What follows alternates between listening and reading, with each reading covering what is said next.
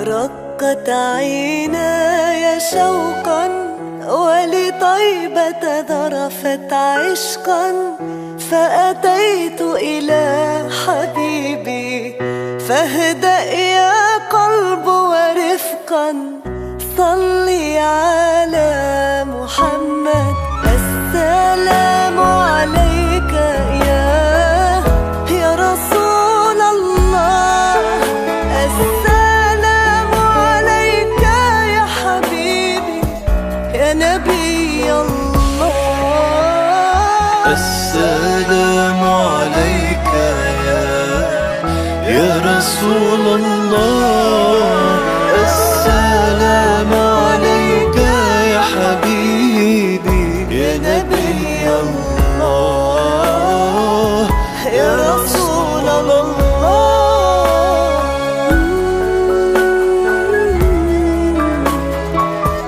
يا رسول الله.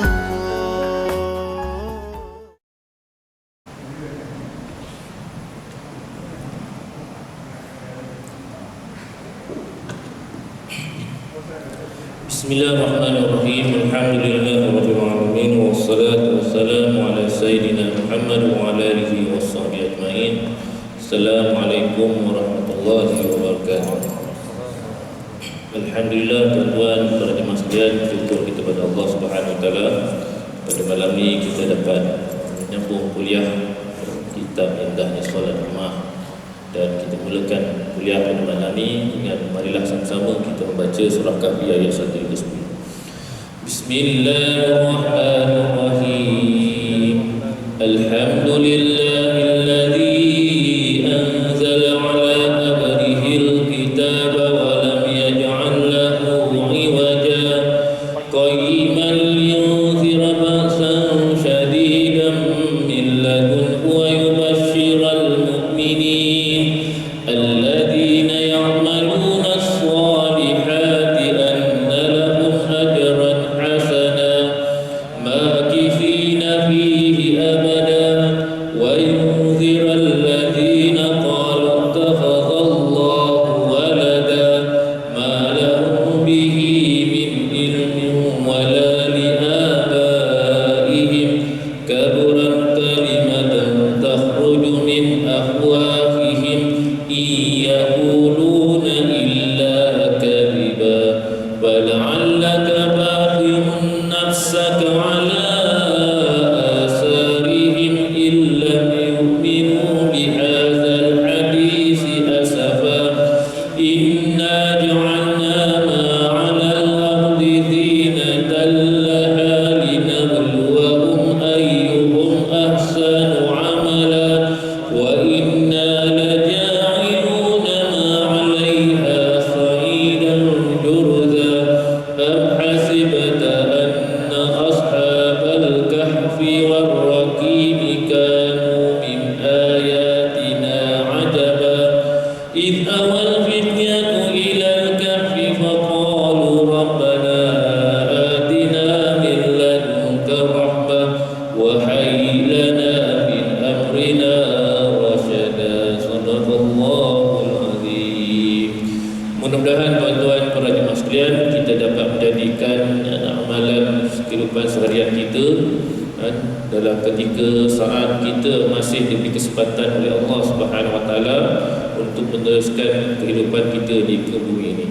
Al-Imam Hatim Al-Asam rahimahullah berkata ada 4 perkara yang tidak akan diketahui kepentingannya melainkan oleh 4 golongan. Pertamanya, pentingnya zaman muda tidak akan disedari melainkan golongan orang yang sudah berusia. Yang kedua, pentingnya keselamatan dan kerehatan tidak diinsafi melainkan golongan yang ditimpa musibah. Yang ketiga, pentingnya nikmat kesihatan tidak diketahui melainkan golongan yang sakit. Dan pentingnya waktu hidup tidak diambil iktibar melainkan golongan yang sudah mati.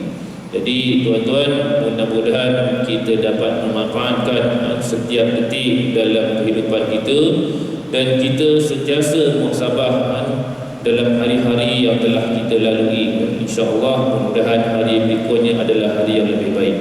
Baik, kita menyambung pengajian kita dalam kitab Indahnya Solat Jemaah. Mudah-mudahan Allah Subhanahu Wa Taala merahmati penyusun kitab ini, Ustaz Haidar Hussein. Kita sambung ke surah 158. Dalam pengajian yang lepas dan kita membicarakan bahawa sunat untuk imam membaca surah yang lebih panjang pada rakaat pertama berbanding pada rakaat kedua, bagi membantu mereka yang terlewat mendapat rakaat pertama bersama imam. Jadi tujuannya supaya lebih ramai yang dapat menyertai sembahyang jemaah ketika rakaat pertama. Yang kedua, membaca surah di dalam solat mengikut tertib susunan Quran. Jadi yang paling baik kita membaca surah di dalam Quran ni ketika jadi imam adalah mengikut tertib susunan. Dan sebagai contoh, pada rakaat pertama lebih baik kita baca surah Al-Falaq, kemudian ikuti dengan surah An-Nas pada rakaat yang kedua. Kemudian kita telah selesai membicarakan adab imam di dalam solat. Yang pertamanya, menyaringkan suara ketika mengangkat takbiratul ihram. Jadi takbiratul ihram tu perlu dinyaringkan suara supaya didengari oleh makmum. Yang kemudian yang kedua, sunat berdiam seketika pada 5 tempat antara takbiratul ihram dengan iftitah. Yang kedua, antara doa iftitah dengan ta'awuz. Yang ketiga, antara Fatihah dengan amin. Yang keempat, antara amin dengan bacaan surah. Yang kelima, antara surah dengan rukuk. Jadi daripada 5 perkara ni tuan-tuan, yang agak diperhatian oleh penulis adalah yang keempat, bila kita selesai membaca amin, maka imam hendaklah berdiam seketika bagi memberi ruang pada makmum membaca Fatihah. Yang ketiga, membaca basmalah dengan nyaring pada solat jahriyah, iaitu solat maghrib, isyak dan subuh. Basmalah bismillahirrahmanirrahim perlu dibaca dengan kuat. Kemudian yang seterusnya, menyaringkan bacaan dalam rakaat pertama dan kedua dalam solat jahriyah. Jadi pada waktu maghrib, solat maghrib, isyak dengan subuh, rakaat pertama dengan kedua hendaklah dibaca dengan kuat. Yang seterusnya, sunat membaca surah yang panjang pada rakaat pertama dan pendek pada rakaat yang kedua. Kemudian yang seterusnya, memendekkan solat dalam keadaan tertentu. Jadi imam ni dia perlu bijak mengikut keadaan. Ada keadaan tuan-tuan di mana subhanallah mungkin dia boleh solat seperti dalam keadaan tempoh yang biasa. Okey, dia baca surah-surah yang biasa di bawah. Tetapi ada keadaan yang maknanya solat itu perlu diselesaikan dengan cepat dan pantas. Bila mana ada gangguan-gangguan yang boleh menghalang, menyukarkan orang seorang untuk khusyuk di dalam solat. Kemudian membaca surah yang dihafaz mengikut tertib. Lebih baik baca surah yang dihafaz berbanding setengah imam dia buka handphone ataupun dia buka Quran imam ni untuk dibaca di hadapan. Kemudian menunggu makmum selepas bangun daripada sujud. Selepas bangun daripada sujud, imam jangan terus baca Fatihah. Jangan terus baca Fatihah, dia kena diam seketika, menunggu makmum bangun daripada sujud, supaya mereka dapat berdiri sama-sama. Dan yang terakhir, sunat menyaringkan suara ketika mengucapkan salam yang kedua. Jadi kita masuk pada malam ni adab-adab makmum di dalam solat. Apakah adab-adab makmum? Yang pertama, mengangkat takbiratul ihram selepas takbiratul ihram imam. Imam angkat takbiratul ihram. Apa takbiratul ihram? Iaitu takbir yang mulakan solat. Allahu Akbar. Imam dah mula akbar, baru makmum berniat, baru makmum angkat tangan nak takbir. Okey, jangan menyayangi imam. Makmum hendaklah memastikan agar imam telah selesai menyebut kesemua huruf dalam lafaznya. Allahu Akbar. Ada setengah jemaah imam baru dia dah akbar.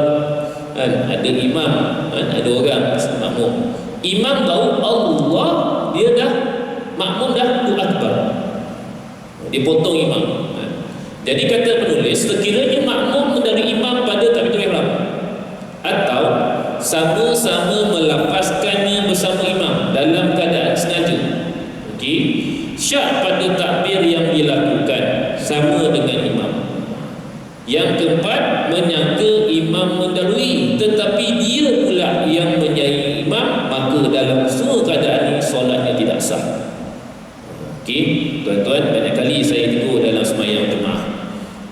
tunggu imam menyempurnakan rukun dan bacaannya, baru makmum bergerak. Okey, jangan imam baru nak mulakan pergerakan, makmum sudah memulakan pergerakan. Sehingga akhirnya tuan-tuan, ada kalanya menyaingi imam dan ada kalanya mendahului imam. Jadi dia ada hukumnya kalau mendahului imam dalam rukun-rukun yang lain. Tapi dalam takbiratul ihram cukup dengan sekali dilakukan, makmum mendahului imam pada takbiratul ihram, maka solatnya tidak sah. Hadisnya hadis riwayat Bukhari daripada Anas bin Malik, Rasulullah sallallahu alaihi wasallam telah jatuh daripada kudanya, lalu beliau tercedera sehingga baginda sukar nak bergerak. Lantas baginda bersumpah untuk tidak bersama dengan isteri-isteri beliau selama sebulan, sebab baginda ni tak sihat. Satu ketika baginda duduk dalam sebuah biliknya yang tinggi dan tangganya dibuat daripada batang kurma. Para sahabat datang melawannya. Jadi bila tiba waktu solat, baginda solat sambil duduk sedangkan para sahabat berdiri. Ketika baginda beri salam, baginda bersabda, imam itu dijadikan supaya untuk diikuti oleh makmum. Imam tu, tujuan imam, orang duduk kat depan dan imam supaya boleh diikuti oleh makmum. Apabila imam rukuk, maka hendaklah kamu rukuk. Apabila dia telah sujud, hendaklah kamu sujud. Ni tuan-tuan, dalil. Kita dalam sembahyang jemaah, tunggu imam dah selesai rukuk, baru makmum rukuk. Mungkin ada yang katakan tak sengaja, ataupun terleka, terlalai. Subhanallah tuan-tuan, kita nak ukur sembahyang kita dalam jemaah khusyuk atau tidak. Kalau sekiranya kita dapat mematuhi peraturan ni, maksudnya tunggu imam sempurna melakukan rukun baru kita mulakan, maknanya tuan-tuan, khusyuk kita adalah dalam keadaan yang baik, dalam keadaan baik. Jadi kalau kita ni mendahului imam atau menyaingi imam, maknanya tuan-tuan, khusyuk di dalam solat tu adalah kurang, sebab kita tak mematuhi peraturan asas dalam sembahyang jemaah ni. Sekiranya dia solat dalam keadaan diri, maka hendaklah kamu solat dalam keadaan diri. Kemudian setelah berapa lama, baginda turun daripada biliknya setelah berlalu 29 hari. Maka para sahabat berkata, wahai Rasulullah, sesungguhnya Tuhan telah bersumpah untuk tidak bersama dengan isteri selama sebulan. Baginda menjawab, sesungguhnya sebulan itu ialah 29 hari. Wallahu a'lam. Jadi perbahasannya tuan-tuan, dalam bab ni imam tidak boleh didahului dan tidak boleh disaingi, terutamanya pada takbiratul ihram. Kalau makmum melakukannya dengan sengaja, tuan-tuan, boleh membatal kepada solat, batal kepada solat. Sebab tu tuan-tuan, kita ni dalam nak mulakan solat jangan tergesa-gesa. Dalam tergesa-gesa, kadang-kadang bila dalam keadaan tergesa-gesa, kita melakukan kesilapan secara tak sengaja. Sebagai contoh, kita terlewat datang masjid, imam dah mula ke depan, dah mulakan solat, kemudian imam ni dan makmum dalam keadaan posisi rukuk, jadi kita masuk masjid tuan-tuan, kita tengok dalam keadaan imam ni di posisi rukuk, kita pun berlari-lari, nak cepat supaya dapat bersama-sama rukuk dengan imam, supaya kita dapat satu rakaat. Jadi kadang-kadang tuan-tuan, ada setengah jemaah dia melakukan kesilapan. Apa kesilapan dia? Apa kesilapan dalam tergesa-gesa? Pertamanya tuan-tuan, dia tak berdiri. Tuan-tuan pernah nampak tak? Orang tu berlari-lari, sambil berlari tu Allahu Akbar, terus dia rukuk. Pernah jumpa tak tuan-tuan? Pernah nampak tak? Jadi dia sepatutnya kena berdiri dulu. Betul tak? Dia kena berdiri dulu. Dia berhenti, niat Allahu Akbar, baru dia masuk solat. Tapi ada setengah jemaah ni, subhanallah, dia berlari terus, tu rukuk. Itu kalau sempat dia rukuk, kalau kaki dia tersandung, terlampau pula orang yang depan, dia terjatuh, terlampau orang depan, habis salah. Silap-silap punya imam boleh lampau kan. Jadi tuan-tuan, sebab tu kita dalam solat ni, kita jangan tergesa-gesa dalam mulakan, wallahu a'lam. Kalau benar-benar kita nak ambil rakaat pertama tu, kita jaga waktu solat kita sebelumnya. Baik, ada pun takbiratul intiqal. Apa takbir intiqal? Takbir ketika kita bergerak daripada satu rukun ke rukun yang lain. Untuk rukuk dan sujud itu tidak boleh disamakan dengan masalah takbiratul ihram. Jadi berbeza. Takbir intikal, takbir kita nak berpindah antara rukun ke rukun yang lain. Contohnya daripada sujud ke diri, daripada diri ke rukuk, ataupun daripada i'tidal ke sujud. Itu nama dia takbir intikal. Dia lain, masalah lain. Hal ini kerana semua takbir intikal berlaku ketika imam dan makmum telah berada dalam solat. Sedangkan takbir atau ihram berlaku ketika hendak mulakan solat. Oleh kerana itu, jika seseorang mendahului imam pada takbir intikal dengan satu rukun, maka solatnya tidak batal. Tetapi perbuatan tersebut adalah haram. Imam belum rukuk. Tuan-tuan dah rukuk. Sebab apa? Ingat, rasa semua macam imam dah beri arahan, kita pun rukuk. Bila rukuk baru sedar, baru sedar bahawa imam ni belum rukuk, maka hukum jadilah haram. Hukum jadilah haram. Namun sekiranya dia mendahului imam dengan dua rukun berturut-turut, dia rukuk, lepas tu dia i'tidal, sedangkan imam masih dalam keadaan posisi berdiri, maka solatnya batal. Solatnya batal. Jadi tuan-tuan, dalam sembahyang jemaah ni kita kena jaga. Jaga kita punya disiplin di dalam solat. Terutama tuan-tuan dalam sembahyang tarawih. Tak lama lagi kita akan menyambut kedatangan bulan Ramadan. InsyaAllah lebih kurang dalam sebulan setengah lagi secara kasar. Kadang-kadang tuan-tuan, mungkin kerana kita nak mengejar waktu dalam sembahyang tarawih, tanpa kita sedari kita melakukan kesilapan, di mana kita mendahului imam dalam rukun tertentu. Jika seseorang menyai imam ada salam, imam belum beri salam, dia dah beri salam, maka solatnya tetap sah, tapi dihukumkan sebagai makruh. Sebagai makruh pada menurut pendapat yang paling sahih. Allah alam. Jadi ada beza antara takbir intikal dengan takbiratul ihram. Takbiratul ihram kita sekali kita mendahului imam saja, imam Allah, kita dah akbar, dah habis, maka batal solat kita. Adapun takbir intikal, hukumnya adalah haram, sekiranya dilakukan sekali sahaja, dan sekiranya dilakukan dua kali berturut-turut, maka perbuatan tersebut boleh membatalkan solat. Jadi tuan-tuan, para jemaah sekalian, sebab tu kita dalam sembahyang jemaah ni kita kena jaga dan mendengar dengan teliti arahan yang imam telah berikan. Kalau contohnya pada rakaat pertama kita menyedari kita melakukan kesilapan, maknanya imam belum sempurna rukun kita dah bergerak, maka perbaikilah pada rakaat yang seterusnya supaya tidak dilakukan pada setiap rakaat. Wallahu a'lam. Yang kedua, makmum membaca doa iftitah. Selain daripada iftitah dibaca oleh imam dan orang yang solat sendirian, Imam Nawawi telah menyebutnya secara panjang dalam kitabnya Al-Azkar. Beliau berkata, ketahuilah terdapat banyak hadis yang keseluruhan menyatakan bahawa seorang itu hendaklah mengatakan Allahu Akbar kabira walhamdulillahi katsira wa subhanallahi bukratan wa asila wajjahtu wajhiya lillazi fataras samawati wal ard sampailah wa ana minal muslimin. Kemudian Imam Nawawi menyambung dengan hadis riwayat Abu Daud, Allahumma antal malikul la ilaha illa anta rabbi wa ana abduka zalamtu nafsi wa a'taraftu bi zambi faghfir li dhunubi jami'a innahu la yaghfiru dhunuba illa anta sehingga wa atubu ilaik.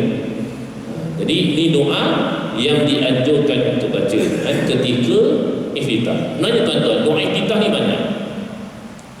Ada doa iftitah yang sahih, ada juga yang berdasarkan hadis yang lemah. Contohnya Allahumma ba'idni, antara doa iftitah yang lain yang Rasulullah pernah baca, Allahumma ba'idni bainana wa baini wa baina khataaya. Ya Allah, jauhkan aku di antara diriku dan kesilapanku, kama ba'ata bainal masyriqi wal maghrib, seperti kau jauhkan antara timur dan barat. Itu doa iftitah yang lain. Subhanallah, yang saya petik daripada buku kehidupan seharian Rasulullah SAW.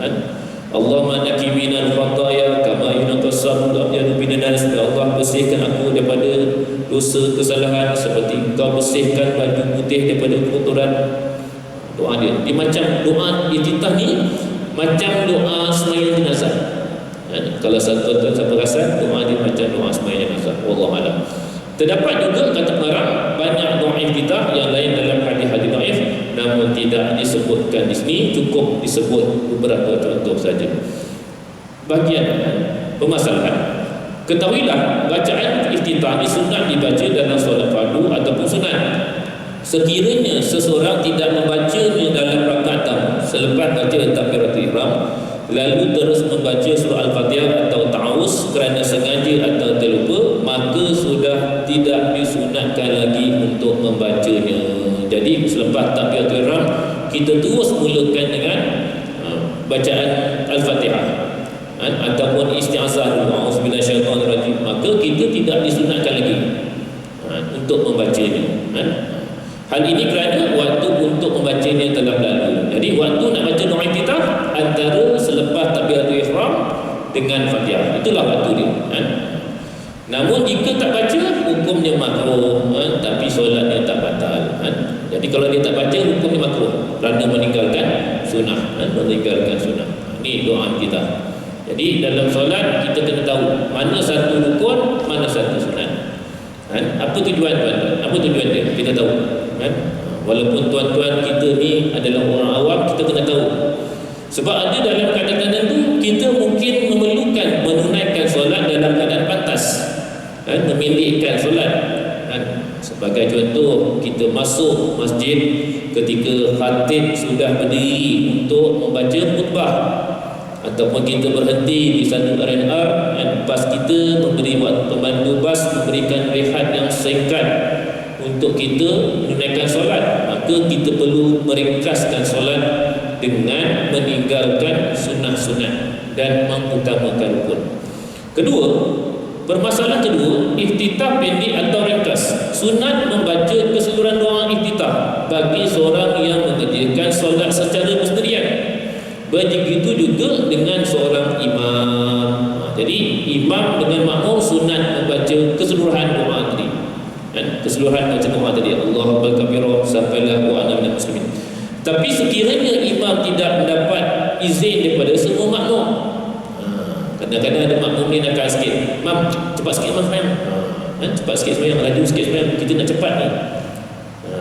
Maknanya dia memberi isyarat kepada imam tu perlu membaca pendek dan sebagainya, maka dia tidak diharuskan untuk membacanya. Ringkasan yang paling elok bagi doa iftitah ni, wajjahtu wajhiya lillazi fataras samawati wal ardh hanifan wa ma ana minal musyrikin inna salati wa nusuki wa mahyaya wa mamati lillahi rabbil alamin la syarika lahu wa bidzalika umirtu wa ana minal muslimin. Jadi kalau tuan-tuan nak ringkaskan doa iftitah, baca daripada ni, wajjahtu wajhiya lillazi, tak payah baca daripada Allahu akbar kabira. Kadang-kadang tuan-tuan, ramai di antara kita ni mengambil mudah doa iftitah ni. Sedangkan doa iftitah ni mengandungi maksud yang sangat mendalam tuan-tuan. Cuba tuan-tuan tengok, wajjahtu wajhiya lillazi, aku menghadapkan wajahku kepada yang mencipta langit dan bumi. Subhanallah. Kita sembahyang ni kita hadapkan kepada Tuhan yang mencipta seluruh alam. Dan dalam keadaan bagi Islam hanifan wa ma ana minal musyrikin, dan aku bukan orang yang syirikkan Allah. Inna salati wa nusuki wa mahyaya wa mamati, solatku, hidupku, mati apa? Ibadatku, hidupku, matiku adalah untuk Allah. La syarika lahu wa bidzalika umirtu, dan tidak ada syirik baginya. Wa bidzalika umirtu, itulah aku disuruh. Wa ana minal muslimin, yang ujung ni jangan salah sebut. Ada kadang setengah orang sebut wa ma ana minal muslimin. Dia baca. Kalau baca wa ma ana minal muslimin, apa yang maksud dia? Aku bukan orang Islam. Nak kena betul-betul sebut ni, wa ana minal muslimin. Jadi tuan-tuan, doa bahasa Arab ni tuan-tuan kena tahu sikit lah. Sebut sikit lebih banyak lagi bagus. Tapi kena tahu lah sikit-sikit. Contohnya wa ana minal muslimin. Ada setengah orang baca, saya tasmih mendengar bacaan pelajar, ada terbaca wa ma ana minal muslimin, aku bukan orang Islam. Subhanallah. Ini maksud dalam. Aku hadapkan wajah aku kepada Tuhan yang mencipta langit dan bumi. Sebagai contoh lagi, doa ketika duduk antara dua sujud. Rabbi fili warhamni wajbuni warfa'ni wazuhni wahdini. Di dalam doa tersebut, dalam fikir tersebut, ada doa murah rezeki. Warzuqni. Tapi oleh kerana orang tak faham, dia ambil indah tak indah doa tersebut. Rabbi fili warhamni, ampunkan dosaku, rahmati aku, warfa'ni, naikkan darjat aku, wahdini, minta hidayat, berilah hidayah padaku, warzuqni, beri rezeki, murahkan rezeki aku. Subhanallah. Ni dalam doa duduk antara duduk. Tapi kadang-kadang orang tak baca, terutamanya ketika sembahyang sunat. Dia tak baca. Dia tak tahu maksud. Kalau dia tahu ni tuan-tuan, doa tu murah rezeki, ada maksud murah rezeki dalam tu, subhanallah. Dan insya-Allah dia akan amalkan. Sebenarnya bacaan ini tidak hanya dikhususkan pada imam yang tak mendapat izin, maka malah orang yang mengerjakan secara diam pun boleh membacanya. Wallahu a'lam. Permasalahan ketiga, iftitah selepas imam membaca Al-Fatihah. Bagaimana pula kalau sekiranya kita dah masuk takbiratul ihram, Allahu Akbar, imam ni terus membaca Fatihah, kita tak sempat nak baca doa kita. Maka pengarang kitab Fiqhul Islam wa Adilatuhu, Syekh Wahbah Zuhaili, beliau mengatakan apabila telah memulakan, imam telah memulakan bacaan secara nyaring atau perlahan, maka makmum tidak boleh membaca lagi apa-apa doa, termasuklah doa iftitah. Tak perlu. Sebab tu tadi yang pada awal-awal tadi saya terangkan, antara Allah SWT antara iftitah, antara takbiratul ihram tu dengan iftitah tu kan, dia kena ada saktah diam seketika. Antara iftitah dengan bismillah kena ada saktah diam seketika kan, bagi membolehkan makmum sempat membaca doa iftitah. Jadi kalau ikut mazhab Hanbali dan Hanafi, tak perlu baca Fatihah, tak perlu baca doa iftitah kalau imam sudah mulakan bismillahirrahmanirrahim. Kata pengarang lagi, keadaan ini tidak ada beza sama ada orang itu masbuk ataupun mendapatkan imam, iaitu selepas imam memulakan solat ataupun selepas imam telah mulakan bacaan. Hal ini kerana menurut pendapat mazhab Hanbali dan Hanafi, bacaan Quran dalam solat jahriyah merupakan satu fardu di sisi mereka. Dan manakala dalam solat sirriyah adalah disunatkan sebagai memuliakan bacaan Al-Quran. Wallahu a'lam. Jadi kalau dalam mazhab Hanbali dan Hanafi, membaca Fatihah ni adalah satu perkara yang mendengar bacaan Quran ni dalam solat jahriyah hukumnya fardu. Hanbali, Hanafi, makmum kena dengar. Sebab tu dalam Hanafi tuan-tuan, kalau kita ingat dalam pelajaran kita yang lepas, mencukupi imam saja yang membaca Al-Fatihah. Makmum tak perlu baca. Jadi kalau di tempat tuan-tuan, mungkinlah Allah malam tuan-tuan pergi surau di sebuah surau, ataupun tuan-tuan berhenti di sebuah surau, sebuah masjid, kebetulan yang jadi imam tu mungkin saudara Islam kita daripada Bangla atau Pakistan, jadi kadang-kadang dia membaca surah yang pendek, dan baca dia dalam keadaan yang agak laju. Sebab bagi mereka Hanafi ni mencukupi imam saja yang membaca Al-Fatihah. Tapi ada juga yang saya pernah jumpa, maknanya mereka ni menghormati mazhab kita iaitu mazhab Syafi'i, dan mereka membawa solat tu seperti mana solat yang dibawa oleh imam-imam orang kita. Wallahu a'lam. Menurut pendapat para ulama mazhab Syafi'i, bacaan iftitah adalah sunat, sama ada dalam solat fardu atau sunat bagi orang yang mengerjakan solat sendirian atau imam. Okey. Jadi mazhab Syafi'i lain, kena baca, sunat baca.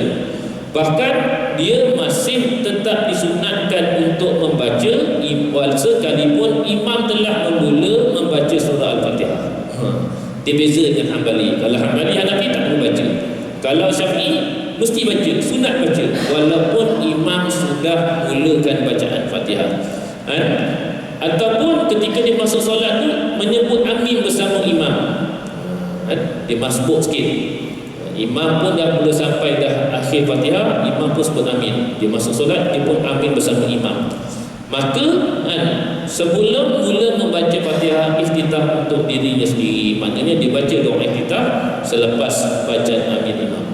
Bagaimana pula dalam mazhab Maliki? Ulama mazhab Maliki berpendapat doa iftitah itu makruh dibaca dalam solat. Makruh dalam dibaca dalam solat. Jadi kesimpulannya tuan-tuan, dia ada beza 3 mazhab. Kalau Hambali dan Hanafi tidak boleh baca doa iftitah kalau imam sudah mulakan bacaan. Bagi Syafi'i tetap baca, tetap kena baca.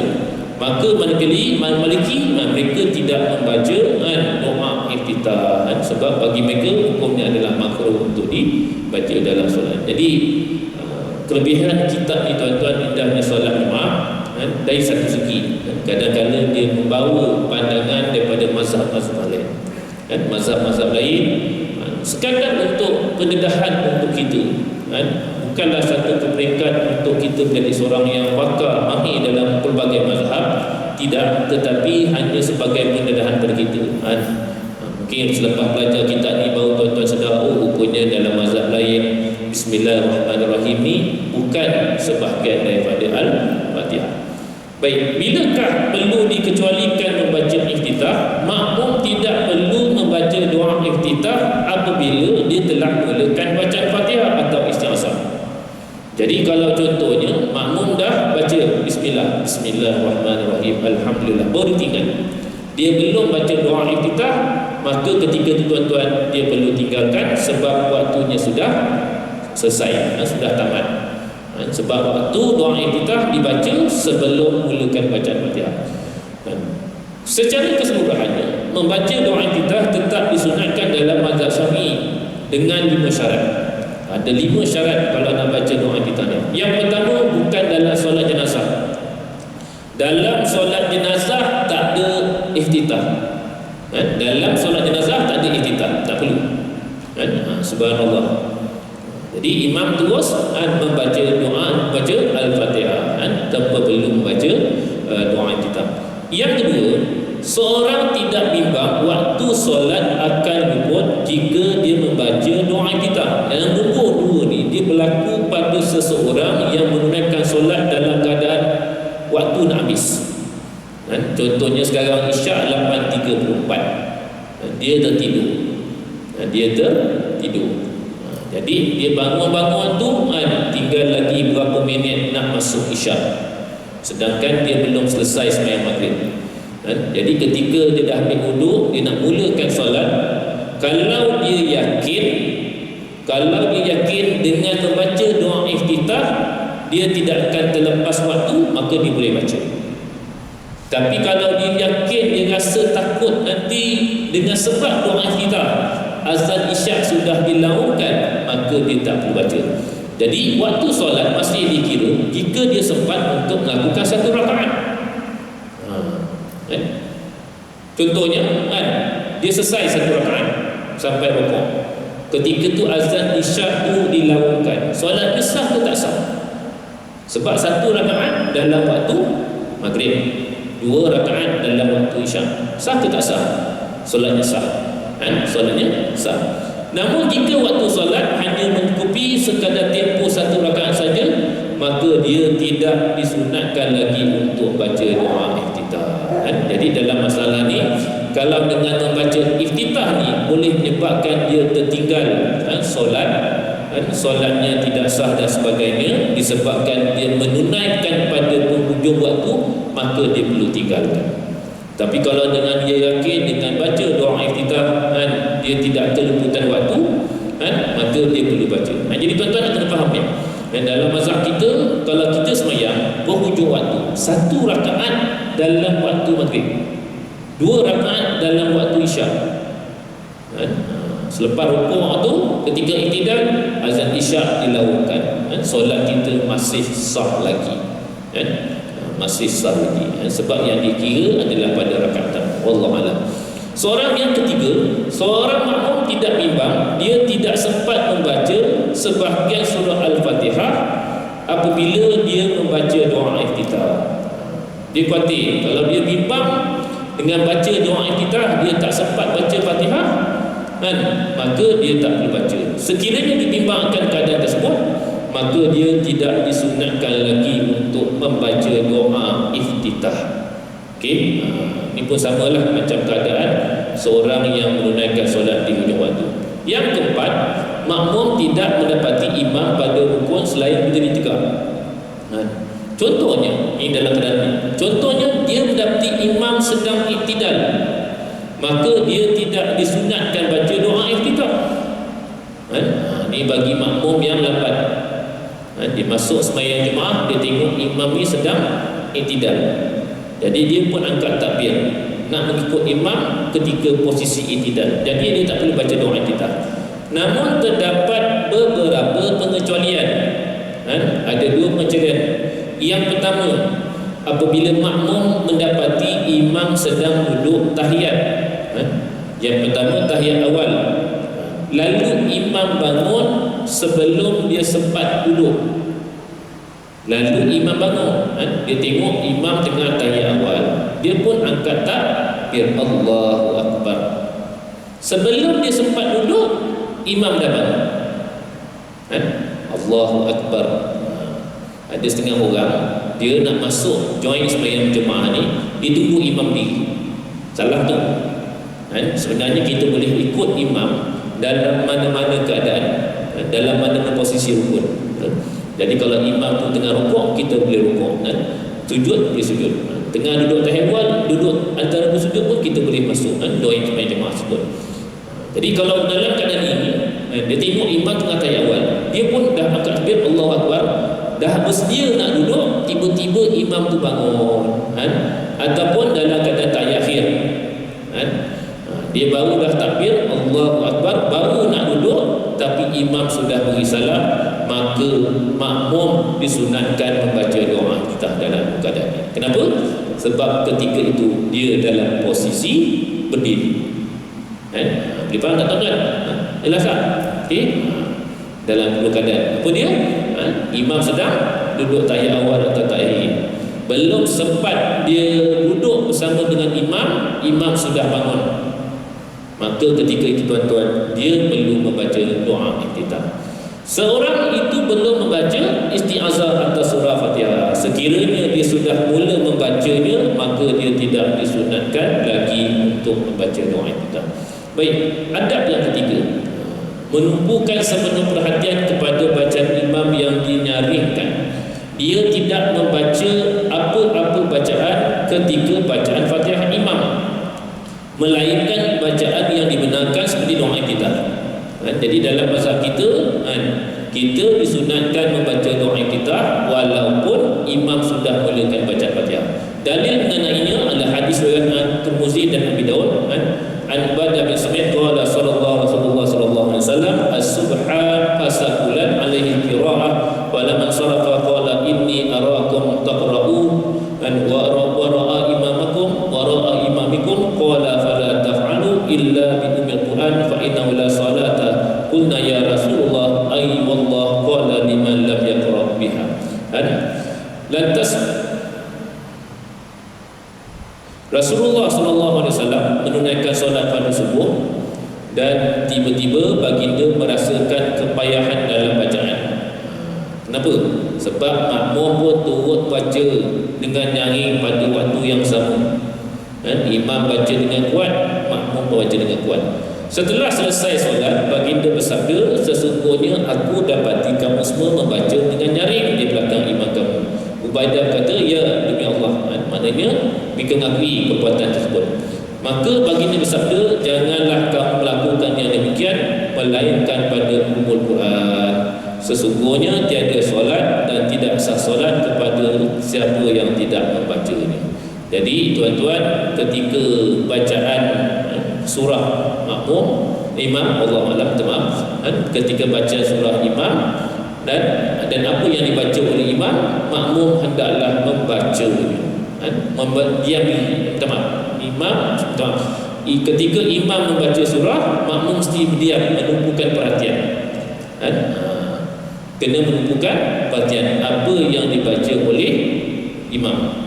Jadi kadang-kadang tuan-tuan, benda ni berlaku biasanya contohnya dalam keadaan makmum ni dia membawa Quran. Kalau tuan-tuan tengok gambar ni, makmum ni kadang-kadang dia gambar biasanya berlaku dalam sembahyang tarawih yang dia kadang imam ni adalah imam yang hafiz dan ada makmum ni pula subhanallah dia pun buka Quran. Dia buka Quran ataupun dia buka Quran besar di depan dia. Apa tujuannya? Dia ada dua tujuan. Pertama, dia nak menyimak bacaan imam. Yang kedua, tuan-tuan, Allah SWT Muhammad, dia nak turut membaca bersama dengan imam. Dan perbuatan ni adalah ditegah. Walaupun kita ni dengan tujuan nak menyimak, walaupun dengan tujuan nak menyimak, tak perlu tuan-tuan. Tak perlu kita dah lantik orang tersebut jadi imam, kita tak perlu nak menyimak bacaan dia dengan buku Quran dan sebagainya. Lainlah kalau ada dua orang, seorang imam tu hafiz, bilannya hafiz. Biasanya masjid-masjid yang panggil pelajar-pelajar yang hafiz ini, ketika imam tu hafiz, bilannya tu adalah hafiz atau pembantu imam adalah hafiz, dengan tujuan pembantu imam tu boleh menyimak membetulkan bacaan imam kalau sekiranya imam tersilap. Wallahu a'lam. Baik, sambung sikit. Bagaimana kadar kekuatan suara dalam bacaan yang perlahan oleh bacaan makmum? Apakah kekuatan suara bacaan makmum ketika membaca Fatihah? Kata pengarang, bacaan Fatihah adalah wajib dibaca oleh makmum kerana Fatihah salah satu daripada rukun solat. Tapi bagaimana pula kadar kekuatan bacaan suara ketika membaca apa-apa bacaan, zikir dan doa bagi orang yang solat sendirian, makmum atau imam dalam solat-solat siriah? Maka pengarang kitab Al-Majmu' berkata, ada pun selain daripada imam, dia disunatkan untuk mengangkat takbir secara perlahan. Kalau solat bersendirian ataupun dia menjadi makmum, dia sunat mengangkat takbiratul ihram secara perlahan, sama ada dia makmum ataupun solat sendirian. Manakala sekurang-kurang kadar suara yang perlahan itu ialah bacaan yang dapat didengari oleh diri sendiri. Tuan-tuan nak kena faham jelas ni. Kita bacaan Fatihah sekurang-kurangnya kita sendiri kena dengar. Cukup. Tak payah hujung saf. Ada orang baca kuat sangat sampai hujung saf dengar. Kita pun tercari-cari lepas salam siapa yang baca kuat, rupanya ada orang hujung. Dia sekurang-kurangnya kita sendiri dengar. Kalau kita sendiri tak dengar tuan-tuan, dan dia biasa berlaku pada sembahyang zuhur dengan asar secara tak sengaja. Sebab apa? Kita baca pelan, mulut bergerak dan mulut bergerak, tapi masalahnya kita sendiri tak dengar, maka sembahyang kita tidak sah. Jadi kata dia, jika pendengarannya baik dan tiada penghalang di sekelilingnya, maknanya dia dalam keadaan biasa, normal, dia mesti dengar. Keadaan ini umum dalam semua bacaan, takbir, tasbih ketika rukuk dan selainnya, sujud, tasyahud dalam dan doa sama ada wajib ataupun sunat. Jadi maknanya sama ada bacaan itu sunat ataupun wajib, mestilah sekurang-kurangnya dia dengar. Jadi dalam bacaan wajib ada dua. Apa dia? Fatihah dengan tahiyat akhir. Itu mesti wajib kita dengar. Adapun tuan-tuan yang bacaan lain, kalau kita baca perlahan sangat sampai kita tak dengar, kesannya kita tidak dapat pahala sunat dan hukumnya makruh. Maka apa jua bacaan dalam solat tidak dikira sehingga bacaan tersebut benar-benar didengari oleh dirinya sendiri dalam keadaan dia mempunyai pendengaran yang baik dan tiada penghalang kepada pendengarannya. Maknanya tuan-tuan dalam keadaan normal, tuan-tuan mempunyai pendengaran yang baik, mestilah tuan-tuan mendengar bacaan tersebut. Saya ulang balik, dalam solat ada dua bacaan yang wajib dan merupakan rukun. Apa dia? Fatihah dengan tahiyat akhir. Jadi kalau kita sembahyang tuan-tuan, kita sendiri tak dengar bacaan Fatihah kita, dan kita sendiri tak dengar bacaan tahiyat akhir kita, kadang-kadang budak-budak kecil sembahyang mulut gerak tapi tak tahu apa yang dibaca, maka sembahyang itu memberi kesan hukumnya tidak sah. Dan sekiranya kalau bacaan-bacaan sunat seperti tasbih ketika rukuk, i'tidal dan sebagainya, ataupun takbir-takbir antara kedua rukun kalau kita baca tak baca dengan sangat perlahan tuan-tuan sampai kita pun tidak menyedari dan tak memahami apa yang kita katakan, maka hukumnya adalah makruh kerana meninggalkan sunat. Wallahu a'lam tuan-tuan. InsyaAllah kita akan sambung pada minggu hadapan dalam bab kadar kekuatan suara. Itu dalam keadaan normal. Macam mana pula kalau kita semayang dalam keadaan bising, riuh dan sebagainya. Allah, insyaAllah kita akan tasbih kifarat dan suatu masa.